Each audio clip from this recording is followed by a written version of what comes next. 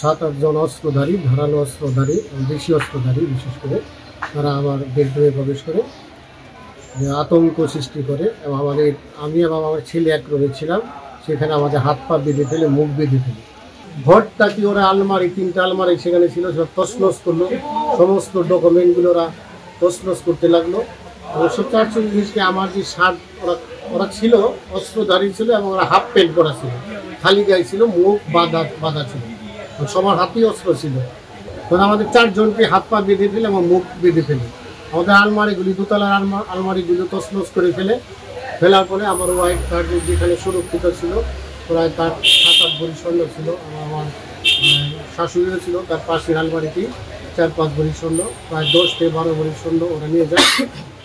টাকা কিছু ক্যাশ টাকা ছিল। তারপরে ওরা আস্তে আস্তে নিচে নেমে যায়। নিচে নেমে যাওয়ার পরে একজন লোক সবার শেষে নামে এবং আমাদের ওখানে দরজা আটকাই দিয়ে, বাইরে থেকে আটকাই দিয়ে ওরা চলে যায়।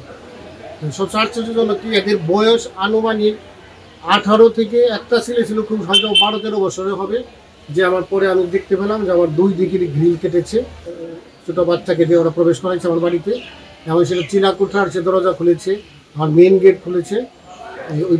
ওই বাচ্চাটাকে দিয়ে ওই সম্ভবত ওরা এই কাজটা করাইছে। 3:30 মতো যখন বাজে তখন হঠাৎ করে শুনি কেউ একজন ডাকছে আমাকে যে ভাইয়া উঠো।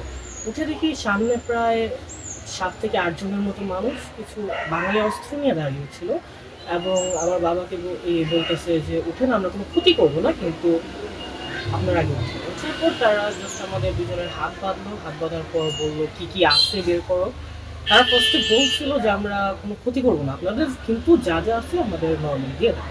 যার বাসায় ডাকাতিটা হয়েছে উনি একজন সাংবাদিক ছিলেন, প্রয়াত ফিরোজ আলী।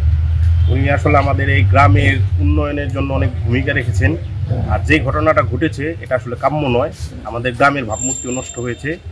আর মাদক দ্রব্যর ব্যাপারে যেটা আমি বলবো, আসলে আমার যেটা মনে হয় মাদক দ্রব্য থেকে এটা হয়েছে। এটা কাটছে, তাতে দেখলাম যে আপনার যে কোনো একটা লাইজার দিয়ে কাটছে আর কি। ঘটনা যেহেতু ডাকাতি ঘটনা ঘটবে, আমরা চিন্তা করতে পারি নাই যে আমাদের এলাকায় বিশেষ করে বলমঞ্চের বালগিচরে এই ধরনের ঘটনাগুলি ঘটবে। আসলে আমরা আতঙ্কের মধ্যে হয়ে গেলাম এখন যে হইলটা কি কাজ।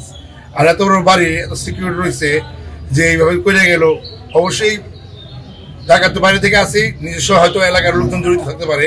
ভাবে ডাকাতি হইলে দেখা গেছে আমরা কাউকে যে ফোন করে জানাবো বা কারো একটু শব্দ করবো সেই করার সুযোগ থাকে না। গ্রিল যেভাবে কাটছে আমরা দেখলাম এখানে আওয়াজও হয়নি, না হওয়ার ফলে যেমন চুপচাপ জায়গা দরজা খোলা ছিল, তাকে হয়তো অ্যাটাক করছে, তাকে হাত পা বেঁধে যা কিছু ছিল টাকা পয়সা স্বর্ণ সব নিয়ে গেছে। তো